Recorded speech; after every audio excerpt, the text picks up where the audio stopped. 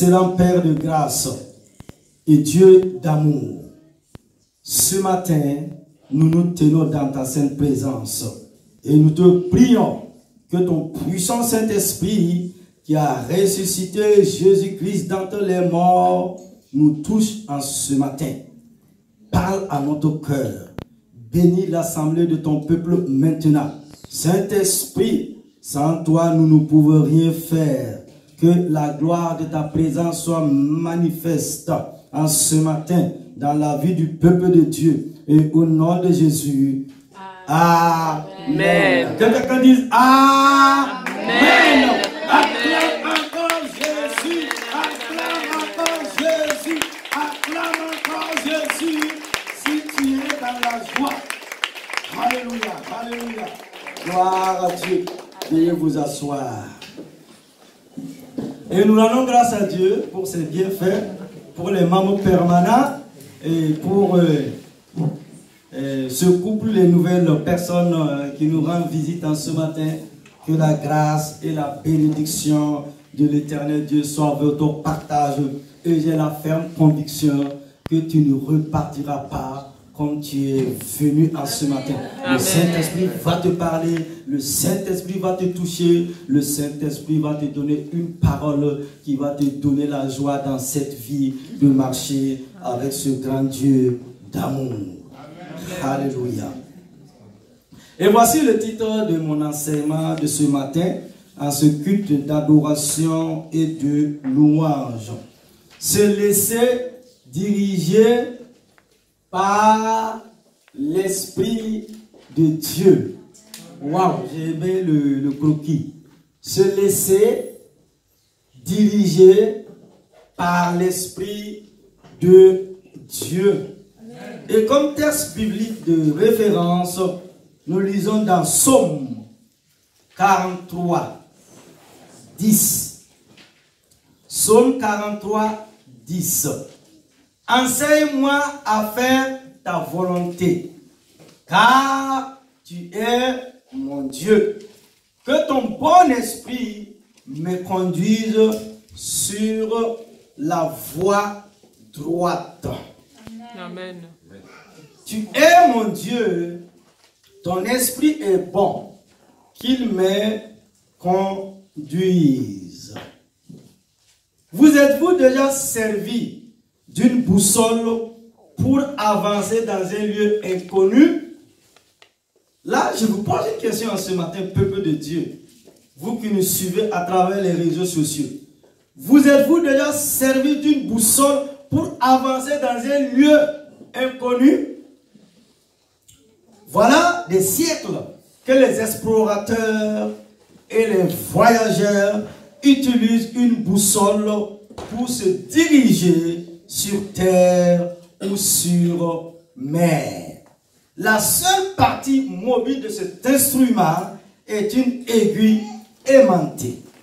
Sous l'action de la force invisible exercée par le magnétisme, l'aiguille s'oriente parallèlement au centre magnétique existant autour de la Terre entre deux pôles. Elle indique le nord. Dans notre marche avec Dieu, et malgré notre qualité d'enfant de Dieu, bien souvent, une confrontation intérieure se produit entre notre volonté humaine et la volonté de Dieu pour nos vies. Et le défi pour l'enfant de Dieu est d'apprendre à laisser son Dieu et son esprit être les seuls maîtres à bord.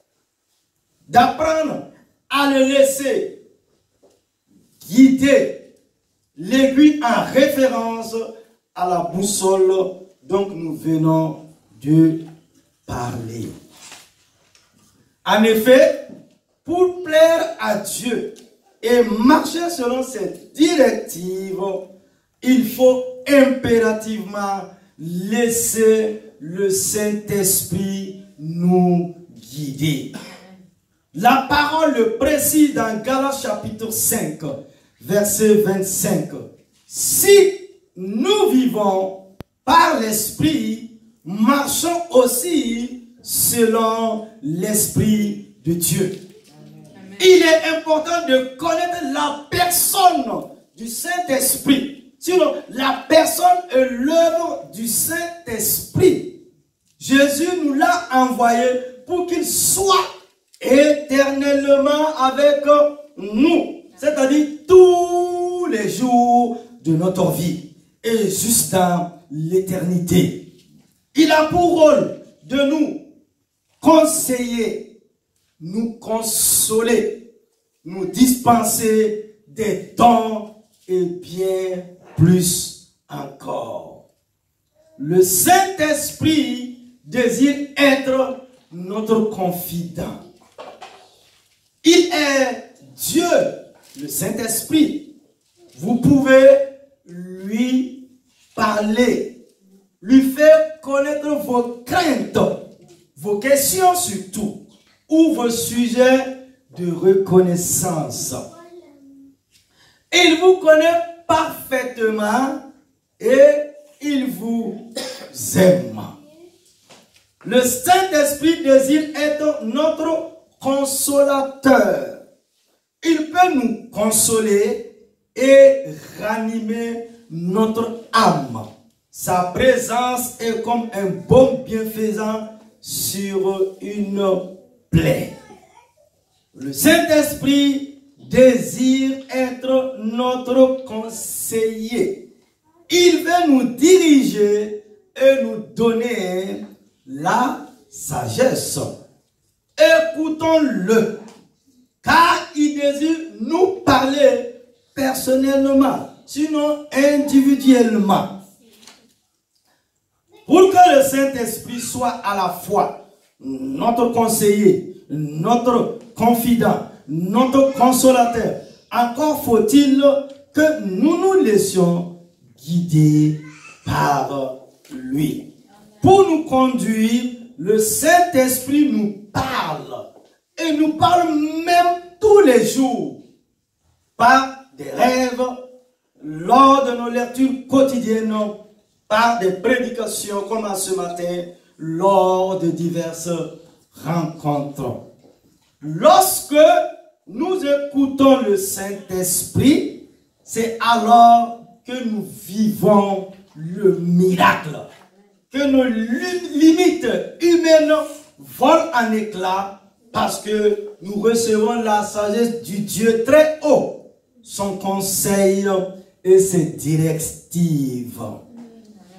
Le Saint-Esprit n'a pas d'autre but que celui de nous conduire sur les chemins qui sont agréables à Dieu et qui assureront notre propre bonheur. Mais notre chair a du mal à se laisser naturellement conduire par lui. Et toi, mon frère, ma soeur, as-tu pris cette saine habitude de te soumettre à l'Esprit de Dieu et te laisser guider par lui? Certainement, tu te demandes pourquoi tu le ferais. C'est pourquoi ce matin, je vous propose donc, mon frère, ma soeur, de voir en 2 points l'important de se guider, de se laisser guider par l'Esprit de Dieu. L'importance de se laisser guider par le Saint-Esprit de Dieu. Premièrement, pourquoi se laisser guider par l'Esprit de Dieu? Pourquoi se laisser guider par le Saint-Esprit? La force agissante de Dieu est censée jouer un rôle dans notre vie. Jésus lui-même a affirmé dans Jean au chapitre 16, verset 13, l'Esprit Saint vous guidera dans toute la vérité. Mais qu'est-ce que au juste cet esprit? Et quelle raison avons-nous de le laisser nous guider? Voyons un peu la nature de l'Esprit Saint. Dans les Saintes Écritures, Genèse au chapitre 1, verset 2, dit ceci. Le mot hébreu utilisé ici, roi, se traduit par esprit, mais aussi par vent, et par d'autres mots qui désignent une force agissante invisible. Genèse 3, 8 et Genèse 8, 1. Tout comme le vent, l'Esprit Saint, immatériel et impersonnel, ne se voit pas, mais fait sentir ses effets. Donc, dans ce premier livre de la Bible, sinon dans ce premier livre de Moïse, dans Genèse chapitre 1, les versets 2, la terre était informe et vide. Il y avait des ténèbres à la surface de l'abîme. Et l'Esprit de Dieu se mouvait au-dessus des eaux. Waouh! L'Esprit Saint, cela veut dire quoi? Au jour de la création, l'Esprit Saint, l'Esprit de gloire, l'Esprit de la création se mouvait au-dessus des eaux. Cet esprit est une énergie que Dieu libère et qui exerce sur des personnes ou des choses pour que s'accomplisse sa volonté. Admettre qu'une force aussi prodigieuse émanant du Dieu saint et tout puissant ne pose pas de difficulté. Ésaïe 40, versets 12 et 13. Dieu veut utiliser son esprit pour nous guider et il en avait même fait la promesse au psalmiste David. Psaume 32, 8. Je te rendrai perspicace et t'instruirai dans la voie que tu dois aller. Donc le Seigneur dit, je te rendrai perspicace et t'instruirai dans la voie où tu dois aller. C'était le souhait de David, d'être guidé par Dieu. Il le dit dans le psaume 143, 10. Enseigne-moi à faire ta volonté, car tu es mon Dieu. Ton esprit est bon, qu'il me conduise. Et nous, en tant qu'enfants de Dieu, devons-nous avoir le même désir que David pour plusieurs raisons. David dit dans ce psaume, Seigneur, instruis-moi dans ta voie et enseigne-moi à faire ta volonté. Ta volonté dans ma vie et non ma volonté. Jésus aussi a fait cette prière. Seigneur, non pas ma volonté, mais la tienne. Et dans la prière du Notre Père, Jésus dit à Dieu le Père, que ta volonté s'accomplisse sur la terre comme au ciel. Hello. Ne fais pas comme cet homme qui prie Dieu, qui demande à Dieu, Seigneur, je veux ta volonté. Seigneur, je te prie, je veux ta volonté. Seigneur, ta volonté dans mon mariage, ta volonté dans ma vie. Mais Seigneur, tu sais où? C'est Marie, j'aime. Tu dis à Dieu de faire sa volonté et en même temps tu dis c'est Marie, tu aimes. Donc, parfois nous faisons des prières comme ça à Dieu. Ta volonté, mais notre cœur est ailleurs. En ce moment, le Saint-Esprit qui voit toutes choses, ça veut dire qu'il ne peut plus agir. Mais laisse Dieu, quand il va te conduire, la bonne chose, sinon la meilleure sera pour toi au nom de Christ Jésus de Nazareth. Amen.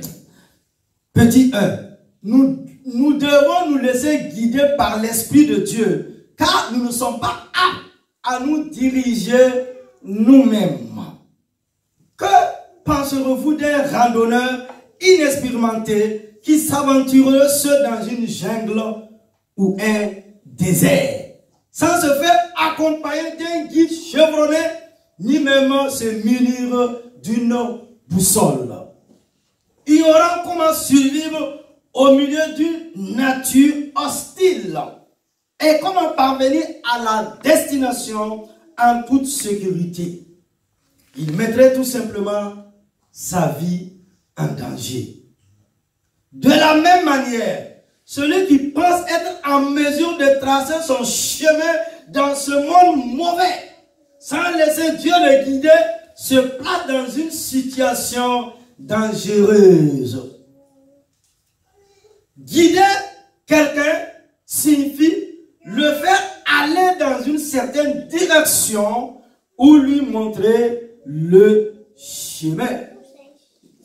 La première raison pour laquelle nous devrons nous laisser guider par l'Esprit de Dieu, c'est que nous sommes incapables de nous diriger nous-mêmes. Dieu n'a pas appelé les êtres humains, surtout les fils des hommes, à être leur propre guide. C'est d'autant plus vrai depuis que l'homme est imparfait, sinon depuis que l'homme est tombé, qu'il a péché dans le jardin d'Éden. Le prophète Jérémie a écrit, je sais bien, ô Dieu, car l'homme tiré du sol n'appartient pas sa voix. Il n'appartient pas à l'homme qui marche de diriger ses pas. Jérémie au chapitre 10, verset 23. Jérémie le prophète a entendu Dieu expliquer à quoi tient cette inaptitude. Traître est le cœur. Ce que nous sommes, c'est-à-dire ce que nous sommes intérieurement. Plus que toute autre chose. Et il est extrêmement mauvais. Qui peut le connaître? Jérémie 17, verset 9. Et dans d'autres versets de la Bible, dans Jérémie, je vous lis la parole dans Jérémie chapitre 17. Jérémie 17, verset 9. Jérémie 17, 9. Il dit, le cœur est tortueux par-dessus tout, et il est méchant. Qui peut le connaître? Et le verset 10, moi, l'Éternel, je prouve le cœur, je sonde les reins, pour rendre à chacun selon ses voies, selon le fruit de ses œuvres. Il dit le cœur de l'homme. Le problème, c'est notre cœur. Il dit c'est Dieu qui peut connaître ce cœur. C'est Dieu qui sonde les cœurs et les reins. Et Jésus nous a parlé de ça aussi dans Matthieu au chapitre 15, verset 19. Pour réussir à marcher selon les voies de Dieu, il est essentiel d'adresser à Dieu la même requête que David. Que mes pas saisissent tes pistes, sur lesquelles mes pieds ne s'enchaîneront nullement. Psaume 117, 5 et Psaume 23, 3. Mais, comment Dieu nous guidera-t-il? Comment Dieu nous guidera-t-il? Pour nous laisser guider par Dieu, nous devons être humbles et disposés à nous fier à lui. Et Dieu nous fournira un guide sûr, son Esprit Saint. Jésus a expliqué à ses disciples l'assistant. Jésus l'appelle l'assistant, sinon le consolateur, l'Esprit Saint, que le Père enverrait en mon nom. Celui-là vous enseignera toutes choses et vous rappellera toutes les choses que je vous ai dites. Jean 14, 26.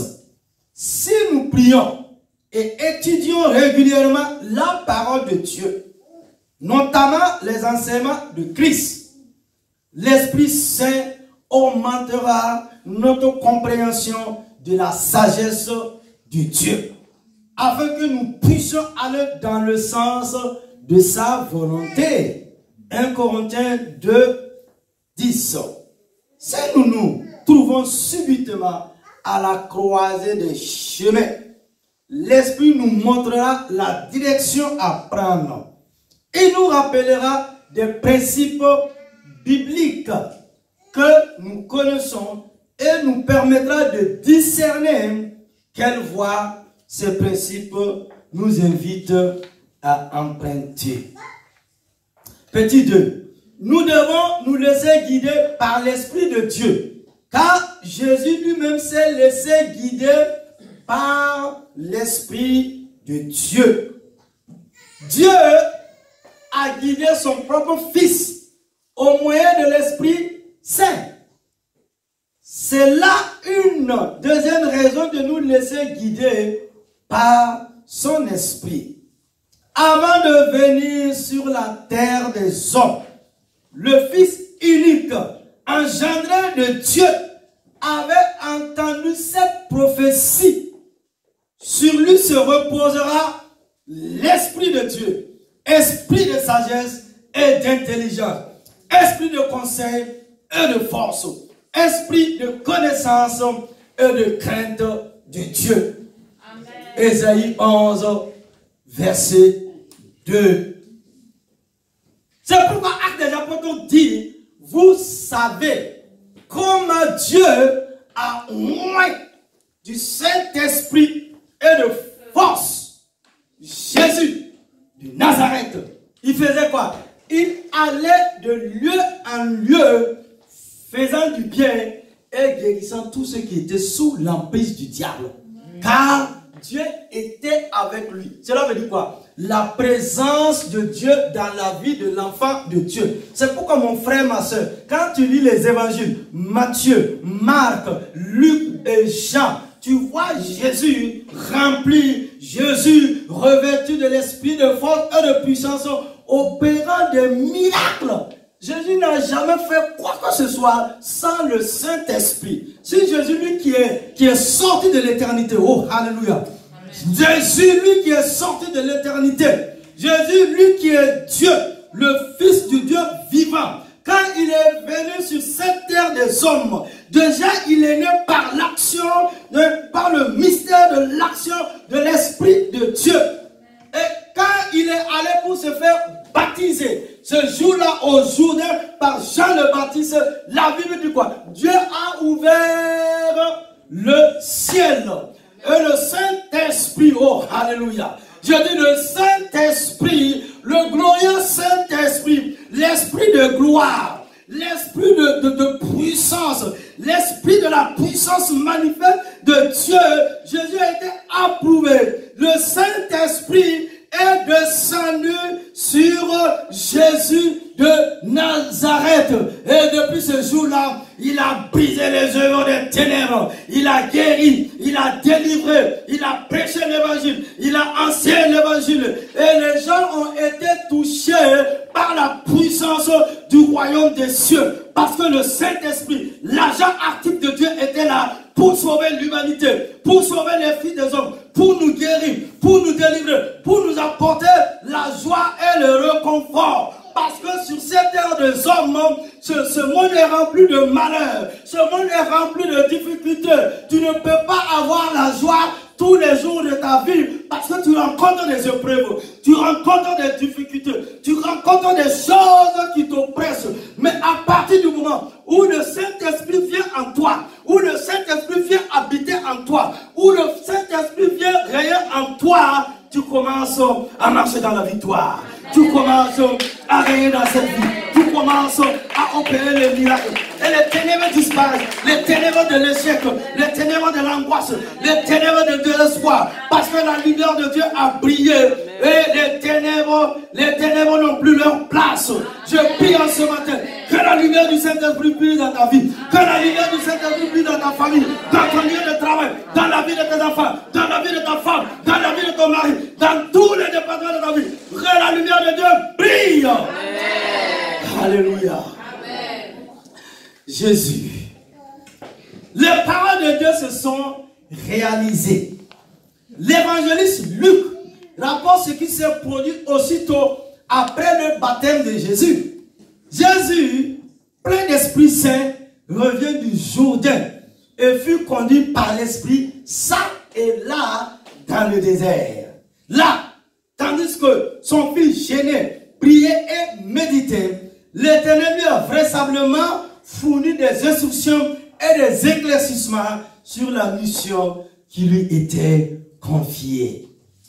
La force agissante de Dieu s'est exercée sur l'esprit et le cœur de Jésus pour guider ses pensées et ses décisions.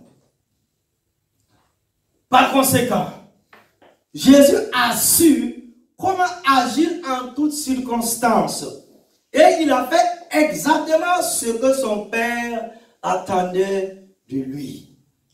Ayant constaté le puissant effet que l'Esprit Saint avait sur lui, Jésus a inculpé à ses disciples l'importance de demander son esprit et de se laisser guider par lui. Luc au chapitre 11, versets 9 à 13. C'est également pour nous une nécessité, car l'Esprit Saint est en mesure de transformer notre façon de penser, de sorte qu'elle s'harmonise avec celle de Christ. Romains 12, 2, 1 Corinthiens 2, 16. En permettant à l'Esprit de Dieu de nous guider, nous réussirons à penser comme Christ et à imiter son exemple. Petit 3. Nous devons nous laisser guider par l'Esprit de Dieu, car l'Esprit de ce monde risque de nous détourner de Dieu. Donc, si tu n'as pas l'Esprit de Christ en toi, donc tu as l'Esprit du monde en toi. Même la nature même a horreur du vide. Donc, il n'y a pas le juste milieu. Non. Soit tu as l'Esprit de Dieu, ou tu as l'esprit du monde. Soit tu es chaud, hello, soit tu es chaud là, chaud. Tu vois, je suis rentré là, hein? Je suis rentré avec la chaleur d'Afrique. Chaud. Ou tu es vraiment froid. Tu es au milieu. Même ceux qui aiment le café, comme nous aimons boire le café, hein? Quand l'eau est tiède là, tu ne sens pas le goût du café. Il faut que ça soit chaud. Donc, hello, tu dois soit tu es chaud pour Dieu là, ou bien tu es froid.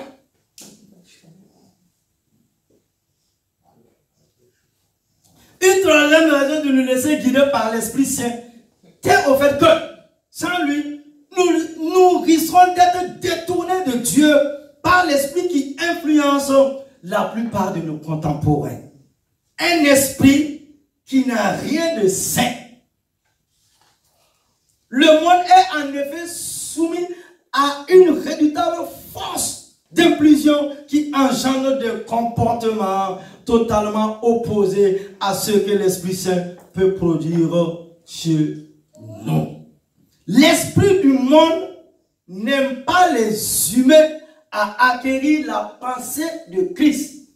Il leur fait adopter les raisonnements, sinon les philosophies et les manières d'agir de Satan, le chef de ce monde. Et la Bible dit dans Éphésiens chapitre 2, verset 1, il dit, d'autre part, Dieu vous a fait vivre alors que vous étiez morts à cause de vos fautes et de vos péchés, que vous commettiez autrefois en suivant la manière de vivre de ce monde, en suivant le chef du pouvoir de l'air, de l'esprit qui est actuellement à l'œuvre dans les fils de la désobéissance. Oui, parmi eux, nous nous conduisons tous autrefois selon les désirs de notre chair, accomplissant la volonté de la chair et de nos pensées. Et nous étions par nature des enfants de la colère, tout comme les autres. Waouh! Tite 3, 3. Car nous aussi, nous étions autrefois insensés, désobéissants, égarés, esclaves de toutes sortes de désirs et de plaisirs.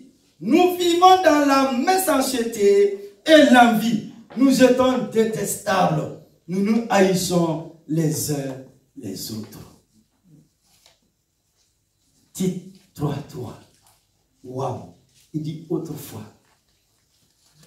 Céder à cet esprit et se soumettre à pratiquer les œuvres de la chair, c'est s'opposer à de graves conséquences et se fermer la porte du royaume des cieux. Paul nous parle dans Galates 5, 19. Il dit, or les œuvres de la chair se voient clairement. Ce sont des actes sexuels immoraux, impureté, conduite indigne et effrontée, idolâtrie, spiritisme, hostilité, querelle, jalousie, accès de colère, dissension, division, dissidence, envie, ivresse, fête débridée et choses semblables. À ce propos, je vous préviens, comme je vous ai déjà prévenu, ceux qui pratiquent de ces choses n'hériteront pas du royaume de Dieu. Waouh!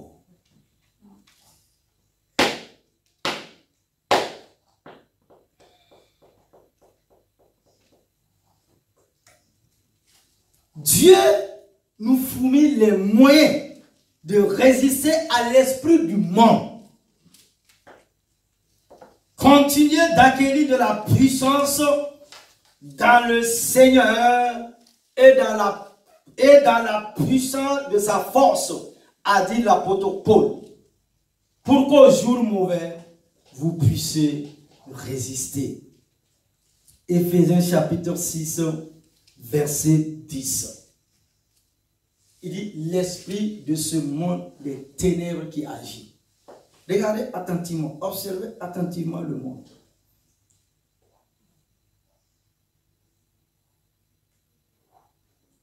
Pourquoi? Pourquoi se battre? Pourquoi faire la guerre? Pour le diamant, l'or, l'argent que nous allons laisser un jour sur cette terre des hommes. Nos châteaux, nous allons les abandonner. Oh, alléluia. Je vais parler à quelqu'un ce matin qui me suit, quelque part dans le monde. Ma Bible me dit, je suis venu nu. Je suis sorti du ventre de ma mère nu. J'ai été accueilli par les mères. Et je vais repartir nu dans les mains. De la manière dont je suis né, je vais repartir nu. Et ce corps mortel, la poussière va rester sur la terre des hommes. Mais mon âme, mon esprit va aller dans le royaume de Dieu. Et quand je vais me présenter un jour devant Dieu, je dois rendre compte de ce que j'ai fait à mon prochain sur cette terre des hommes. Et ce jour-là sera terrible si nous n'avons pas fait la paix avec Dieu. Vouloir des choses passagères, ça va rester. L'amour que tu auras pour Dieu comme ce matin, la foi, la confiance en Dieu, tu vas aller régner dans la gloire. Oh, alléluia. Amen. Dans la gloire éternelle pour l'éternité. Nous ne sommes que des voyageurs. Nous ne sommes que de passage sur cette terre des hommes. Pourquoi ne pas nous aimer? Ça, c'est l'esprit du monde. Ce n'est pas l'esprit que Dieu nous a donné. Ah non. L'esprit de Dieu est saint. L'esprit est saint. L'esprit est glorieux. L'esprit est merveilleux. Laisse le Saint-Esprit influencer ta vie.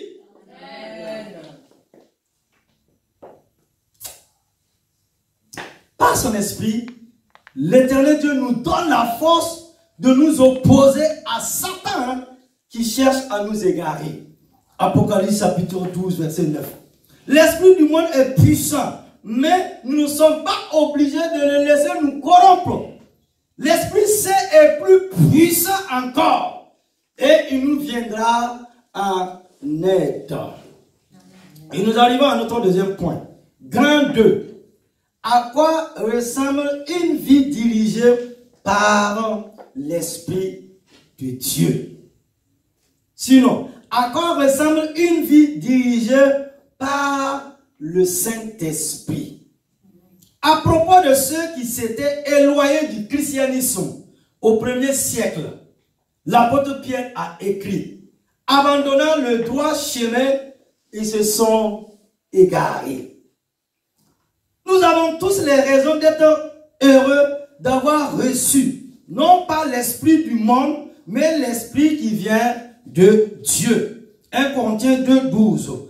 En nous soumettant à son influence et en tirant pleinement profit de toutes les dispositions que Dieu a prises pour nous maintenir sur le bon chemin, nous pouvons résister à l'esprit que Satan insuffle à ce monde mauvais. Galates 5, 16. Voyons les grâces obtenues lorsque nous marchons par l'Esprit de Dieu. Premièrement, l'Esprit de Dieu produit un bon fruit. Ce chien qui se laisse guider par lui. Galates chapitre 5, versets 22 à 23. Qui d'entre nous ne voudrait pas manifester plus d'amour, de joie, de paix? Qui n'aimerait pas être davantage porté à la patience, à la bienveillance, à la bonté? Qui ne gagnerait pas à développer sa foi, sa douceur, sa maîtrise de soi? L'Esprit de Dieu produit en nous des qualités dont les effets sont bénéfiques, tant pour nous que pour ceux avec qui nous vivons et servons Dieu. Cultiver le fruit de l'Esprit est un travail de chaque instant, car il est toujours possible et souhaitable de mieux manifester les qualités qui le composent. Produire les fruits de l'Esprit suppose de prendre le temps de nous analyser, d'analyser nos paroles et nos actes en étant convaincus qu'à chaque instant, nous sommes dirigés par l'Esprit Saint et que nous en produisons ces fruits dans tout ce que nous faisons. 2 Corinthiens 13, 5, Galates 5, 25. L'Esprit Saint nous métamorphose. L'Esprit de Dieu nous métamorphose. L'Esprit Saint désire nous métamorphoser. Le mot transformé en grec est métamorpho, qui a donné en français métamorphose. L'Esprit Saint peut et veut nous métamorphoser, c'est-à-dire nous transformer puissamment. Dans Romains au chapitre 12, verset 2, la Bible parole de vie nous dit: ne suivez pas les coutumes du monde où nous vivons, mais laissez Dieu vous transformer en vous donnant une intelligence nouvelle. Ainsi, vous pourrez savoir ce qu'il veut, ce qui est bon, ce qui lui plaît, ce qui est parfait. Amen. Alors que nous méditons la parole de Dieu, que nous prions, que nous chantons les louanges de Dieu, l'Esprit se met à l'œuvre dans votre vie. Amen. Si nous laissons le Saint-Esprit renouveler notre intelligence, nous allons voir et vivre des choses extraordinaires. Amen. Comme le disait un pasteur, le Saint-Esprit impacte notre intelligence. Notre intelligence impacte nos émotions. Nos émotions impactent nos choix. Nos choix impactent nos actions. Tout commence avec l'Esprit de Dieu. Même dans la Bible. Et nous le voyons dès le premier chapitre de la Bible. Dans Genèse au chapitre 1. Quand au commencement, la Bible dit, au commencement, sinon au commencement de la création, Dieu était avant le commencement. Il dit au commencement. Puisque Dieu est sorti de l'éternité, puisque l'éternité c'est le moins l'infini à plus l'infini pour les mathématiciens et les physiciens. Donc ce Dieu qui est immatériel, Papa bon Dieu, il est immatériel, il est esprit, il est vie, il est gloire, il est puissance. Au commencement, ce Dieu qui est sorti de toute éternité a créé le ciel que nous pouvons voir et la terre sur laquelle nous pouvons marcher. Et le verset 2 nous dit, l'Esprit Saint, ça veut dire quoi? L'Esprit de Dieu se mouvait. L'Esprit se mouvait. Quand tout était informe, ça veut dire le monde était sans forme. Le monde était vide. Quand tout était informe et vide, l'Esprit se mouvait. Et par l'action de l'Esprit et la parole de Dieu, nous pouvons voir ce que nous voyons aujourd'hui. Oh, alléluia. L'Esprit au commencement, il était là. C'est pourquoi je suis un amoureux du Saint-Esprit. J'ai un premier amour. Et mon premier amour, c'est le Saint-Esprit. Il ne va jamais t'abandonner. Il ne va jamais te donner d'eau. Il ne va jamais te tromper. Il ne va jamais te trahir. Il va te guider. Il va te conseiller. Il va t'aider. Et Jésus dit, le monde ne le connaît pas. C'est l'esprit de la vérité. Les gens aiment les mensonges. Mais quand l'esprit vient, Jésus dit, je suis quoi? Le chemin. Je suis quoi? La vérité. Parce que depuis le jardin d'Éden, Satan qui est l'ennemi de notre destinée, de notre âme, qui n'a pas gagné la guerre au ciel, il est venu nous mentir. Il est venu mentir au Fils des hommes. Petit toi, l'Esprit Saint produit le miraculeux. Amen. Tu veux vivre le surnaturel?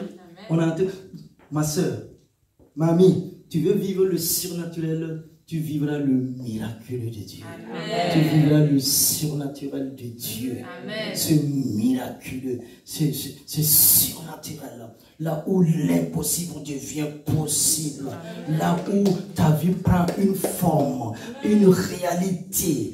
C'est le surnaturel. Dieu qui agit, qui apporte le divin. Ce dépôt de Dieu en toi. Cette réalité, cette gloire de Dieu. L'esprit qui t'ouvre les yeux spirituels. Tu vois pas dans le naturel, mais tu vois dans le surnaturel, dans l'invisible. Ce que Dieu fait, ce que Dieu agit. Tu vois un autre royaume où Dieu règne en majesté, où Dieu règne en puissance. Ce que nous pouvons voir sur cette terre des hommes, ce n'est qu'une petite représentation de ce qui est dans les cieux. C'est pourquoi Paul dit, quand j'étais enlevé au 3e ciel, j'ai vu des choses où il ne m'a pas été donné de dire sur cette terre des hommes. Et nous, je parle à quelqu'un en ce matin. Les gens disent, mais ça sera comment? De la manière dont tu vis ici, c'est beau, c'est glorieux. Tous ceux qui ont vu le paradis, tous ceux qui ont vu le royaume de Dieu, ils ont été dans la joie. Et ces semaines, j'ai écouté la plupart de ces mamies, la plupart de ces hommes qui sont morts. L'église a prié, ils ont prié, ils sont revenus à la vie. Ils ont dit, pardon, laisse-moi s'en aller. Ce que j'ai vu là, je ne veux plus respirer la misère sur cette terre. Waouh! Il dit non. Il dit non. On dit tu vas vivre. Donc c'est bon. Tu vas vivre. Il dit c'est bon. Je suis fatigué. Je vais aller me reposer.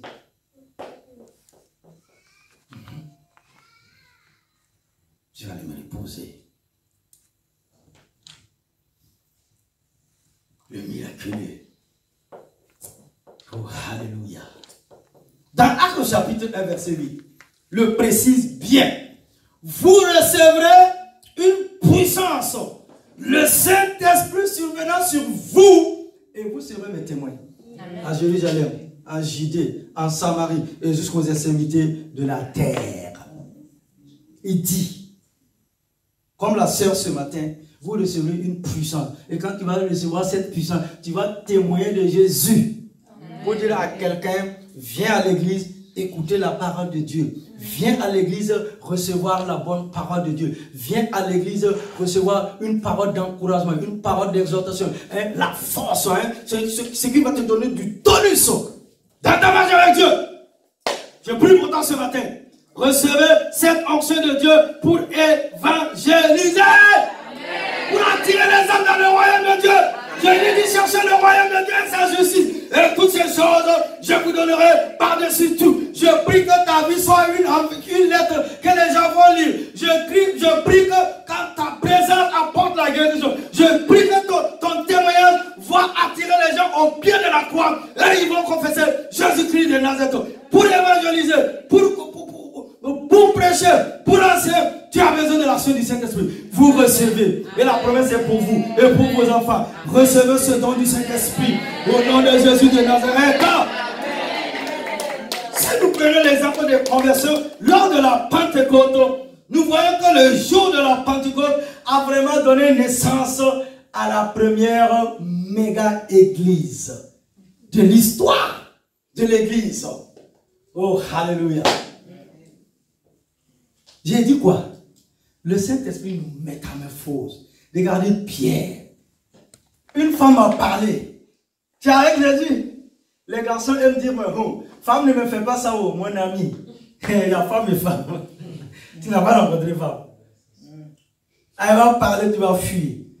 Prophète Élie, Jézabel a parlé. Quand Jézabel a parlé, il a fui.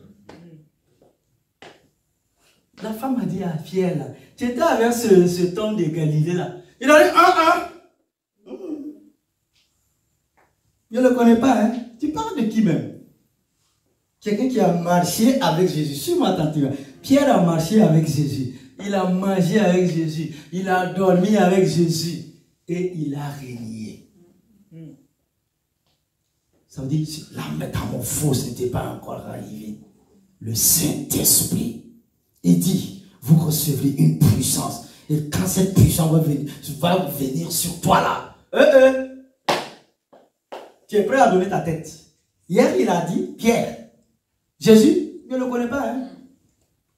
Mais quand le miracle, l'onction du Saint-Esprit est venu, il a dit, vous voulez me crucifier sur une croix. Ne me crucifiez pas comme Jésus.